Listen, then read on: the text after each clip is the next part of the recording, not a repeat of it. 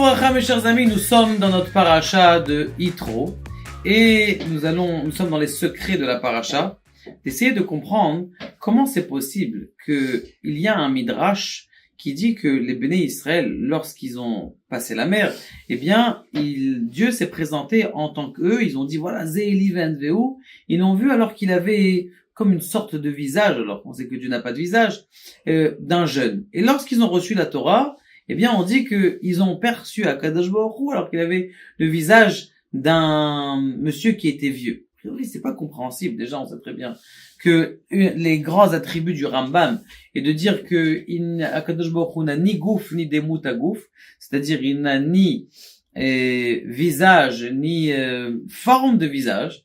Donc ça, c'est la première question. Et la deuxième question qu'on peut poser, c'est que qu'est-ce que c'est ce Inyan là qu'on dit que nos parents, ils étaient Ovdei Avodah Zara, ils servaient des cultes étrangers. Les cultes des cultes étrangers, a priori, Abraham, on sait très bien qu'il a cassé les idoles. Et en plus de ça, on sait qu'Abraham, Yitzhak, Yaakov, alors comment on dit que nos parents, ils ont servi des dieux étrangers? Et autre chose, mes chers amis, sur laquelle on aurait dû commencer, c'est comment décupler, juste avec une petite pensée, décupler son salaire.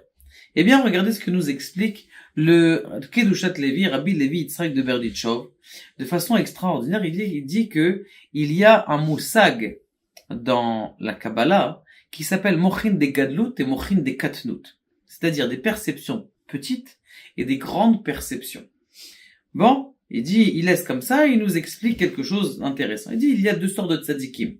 Il y a des tzadikim qui travaillent pour eux-mêmes. C'est-à-dire que je vais travailler pour, comment on appelle ça, pour avoir la parnassa, je vais travailler pour réussir dans ma vie, je vais comment on appelle ça, pour être aimé. Il y a d'autres personnes qui travaillent les Shem Shamaim. C'est quoi les Shem Shamaim?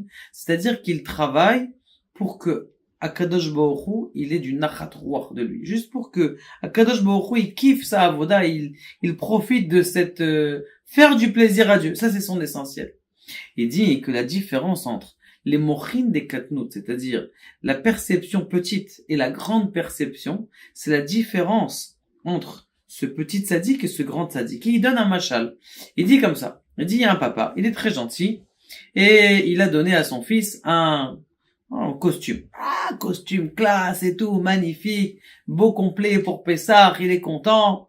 Magnifique. Donc le fils, il vient et dit, papa, merci, Très bien. Il y a un enfant, et donc maintenant, tout le plaisir qu'il a, c'est que pour lui-même, cet enfant. Par contre, il a un deuxième garçon, qui a déjà 16 ans, 17 ans, et lui, qu'est-ce qu'il fait? Lui aussi reçoit un costume. Un beau smalto, comme ça, classe, bien rose, avec des rayures dorées. Non, je rigole. Et un petit smalto, ça vaut cher. Et donc, il vient le voir, son papa, et quand il vient voir son père, il vient pas voir son père parce que lui, il kiffe de son costume. Il vient voir son père pour son père. Mais d'un autre côté, lui aussi, il profite. Essayez de bien comprendre parce que c'est très, très, très dac. C'est-à-dire, quand je profite dans ce monde-là, est-ce que je profite que pour moi? Ou je profite aussi parce que Akadosh Baruch Hu m'a dit de faire sa avodat Hashem. D'accord? Et je sais que la présence divine, par le fait que je profite, lui aussi, il profite. Quand je mange mon petit déjeuner, est-ce que je sais que c'est pour la avodat Hashem? Si je dis que c'est pour la avodat Hashem, c'est vrai que j'ai moins profité. Mais juste ma petite pensée, toute petite pensée, elle fait que ça transforme ton omelette en quelque chose qui est spirituel. Pourquoi? Parce que tu as juste pensé que tu fais ça pour Akadosh Baruch Hu. C'est ce qui s'appelle la avod lishma. Servir Dieu pour Akadosh Baruch Hu. L'autre, il va dire, c'est pour aller travailler. L'autre, il va dire, c'est pour bien me concentrer, pour bien écouter le shiur et pour bien écouter le cours. Donc de là, il y a quelque chose d'extraordinaire. C'est-à-dire que même avec une petite pensée, tu peux transformer des mochin, des katnout, c'est-à-dire une perception petite d'une perception qui est grande. Et il dit, c'est exactement la différence de transformation qu'on a entre Pessah et Shavuot. À Pessah, on a mochin, des katnout. On est dans notre matzah, on est encore dans notre galout, on est encore dans notre maror, dans notre galette. Alors qu'à Shavuot, il y a pas, c'est que de la simcha. Shavuot, on est au-dessus de tout.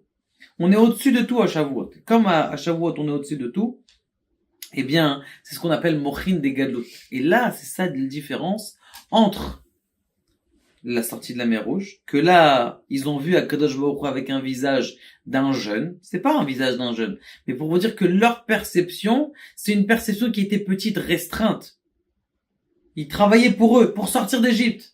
Et lorsqu'ils ont vu Akadosh Baruch Hu, ils ont vu la grandeur, l'immensité et le spectacle qui était le